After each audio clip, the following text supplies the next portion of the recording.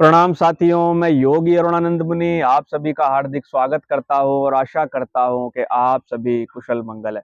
साथियों, आज मैं आपको जो वीडियो में प्राणायाम सिखाने जा रहा हूं, ये प्राणायाम पूरी दुनिया आज कर रही है। हठ योग का बहुत महत्वपूर्ण प्राणायाम है।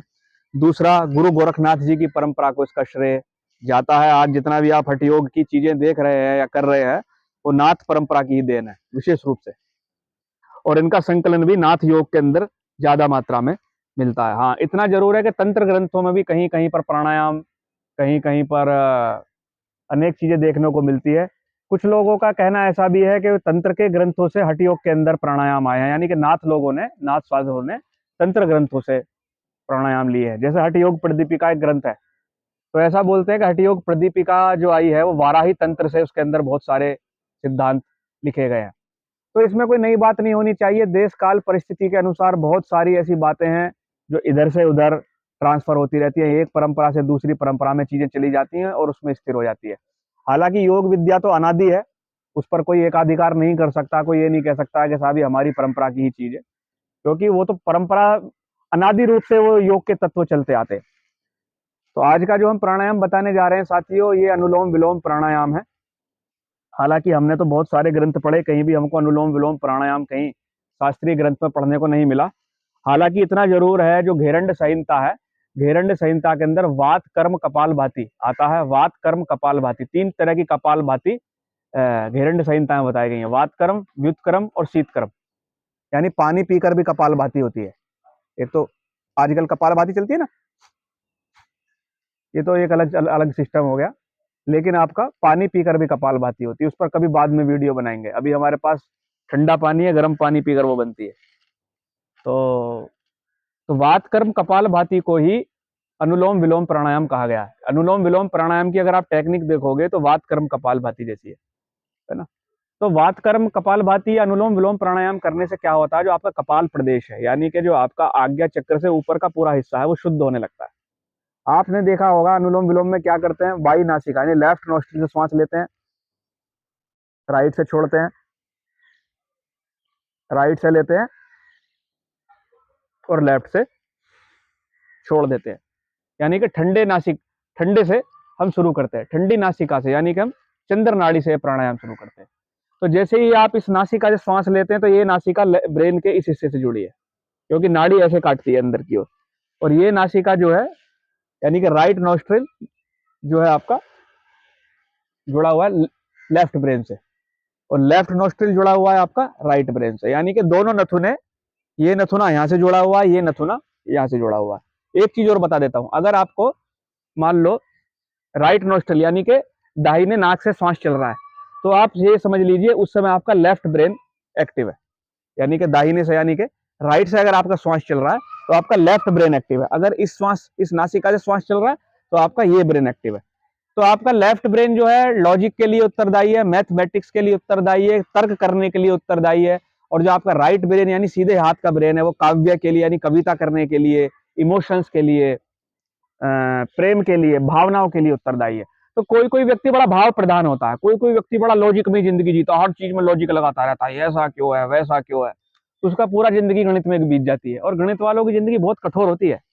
काव्य वाला आदमी जिंदगी अच्छी जीता है, ऐसा मेरा अनुभव है? कविता में जिंदगी जीता, मजे में। तो इससे होता क्या है, आपका लेफ्ट और राइट ब्रेन के अंदर एक कोऑर्डिनेशन बनता है। जब आप इधर से श्वास लेंगे तो ये हिस्सा एक्टिव हो जाएगा, ये इधर से श्वास लेंगे तो आपका ये हिस्सा एक्टिव हो जाएगा। तो ओवरऑल ब्रेन की जो हेल्थ है वो आपकी अनुलोम विलोम से बनती है। दूसरा क्या होता है, आपका ब्लड प्यूरिफाई होता है। तीसरा बहुत अच्छा इसका लाभ ये होता है कि आपकी आंतों के यानी पेट के अंदर अगर कीड़े हो जाएं, पेट के अंदर कीड़े हो जाते हैं ना पानी के कारण, कोई दूषित पानी पी लिया, दूषित खाना खा लिया, यानी फूड पॉइजनिंग, बहुत अच्छा काम ये अनुलोम विलोम प्राणायाम करता है। आपके चेहरे पर तेज आने लगता है। दूसरा क्या, जो आपके बाल टूट टूट कर झड़ते रहते हैं ना, ये हाथ मारा तो बाल आ गए, अनुलोम विलोम बहुत अच्छा इसके अंदर काम करता है। आपके स्किन के जो कोशिकाएं हैं, मेलानोसाइट्स, उसमें बहुत अच्छा ये काम करता है? तो साथियों बहुत सारे लाभ इसके हैं, और आध्यात्मिक तौर पर ये आपकी नाड़ियों की शुद्धि करता है।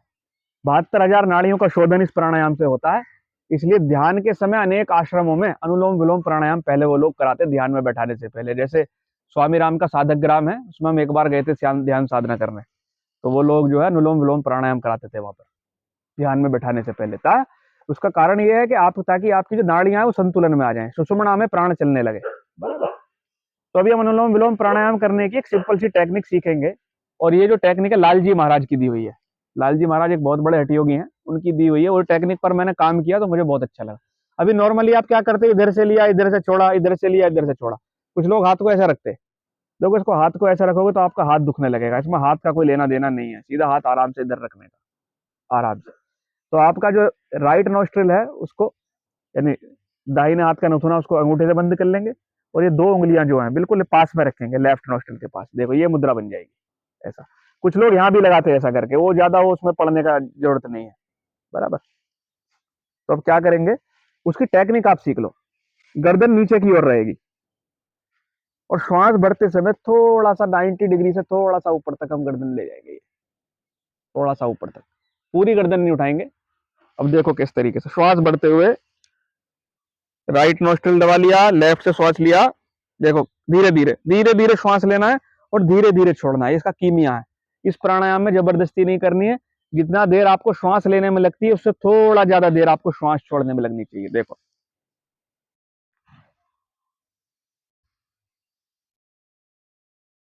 श्वास भरते रहेंगे, गर्दन थोड़ा ऊपर ले जाएंगे, और आराम से फिर यहाँ श्वास दूसरे नथुने से छोड़ते हुए गर्दन नीचे लाएंगे।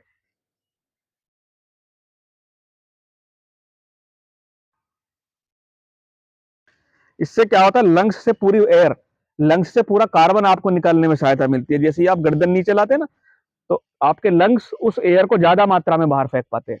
धीरे धीरे नीचे, धीरे से फिर राइट नोस्ट्रिल से श्वास लेंगे, श्वास लेते समय गर्दन ऊपर और श्वास छोड़ते समय गर्दन नीचे।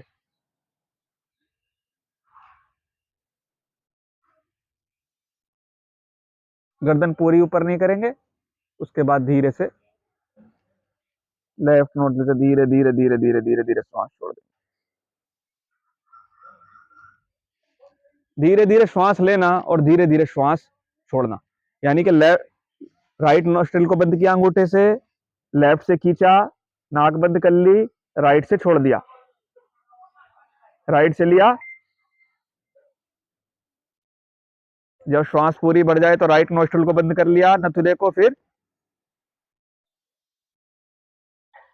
छोड़ दिया। जब श्वास लेंगे तो गर्दन ऊपर, और श्वास छोड़ेंगे तो गर्दन धीरे धीरे नीचे। श्वास लेंगे तो गर्दन ऊपर, धीरे धीरे श्वास छोड़ेंगे तो गर्दन नीचे। मैंने थोड़ा तेजी से करके दिखाया, लेकिन ये काम धीरे धीरे करना है। अब इस प्राणायाम के कितने चक्र आपको करने हैं, इस प्राणायाम के 9 चक्र आपको करने हैं। 9 चक्र से ज्यादा आपको ये प्राणायाम करना नहीं है। अगर आपको 3 से ही आपका काम चल जाता है तो 3 बार करें, 4 से चल जाता है तो 4 बार करें। छाती में दबाव नहीं आना चाहिए, जबरदस्ती श्वास को खींचना छोड़ना नहीं है। कोई कह नहीं मर गया कि आधा आधे घंटे 1 1 घंटे इसी में लगे रहो, क्योंकि नाड़ियां शुद्ध करनी है। नाड़ियां लोहे की बनी हुई नहीं है, नाड़ियां आपकी कुछ ही देर में साफ हो जाती हैं। तो आप प्राण बड़ी मात्रा में ग्रहण करते हैं, अनेक रोगों का नाश कर लेते हैं, नेत्रों की ज्योति बढ़ती है, चेहरे का तेज बढ़ता है, बुद्धि बढ़ती है, आईक्यू आपकी इंक्रीज होती है, बहुत सारे रोग अनुलोम विलोम प्राणायाम से दूर हो जाते हैं। तो साथियों, प्रातःकाल उठो, अनुलोम विलोम प्राणायाम जरूर करो, ध्यान से पहले प्राणायाम जरूर करो। वीडियो पसंद आए तो लाइक करना, शेयर करना, चैनल को सब्सक्राइब करना, ताकि आपको ऐसे और वीडियोस प्राप्त होते रहें। मैं आपके मंगल की कामना करता हूँ। प्रणाम।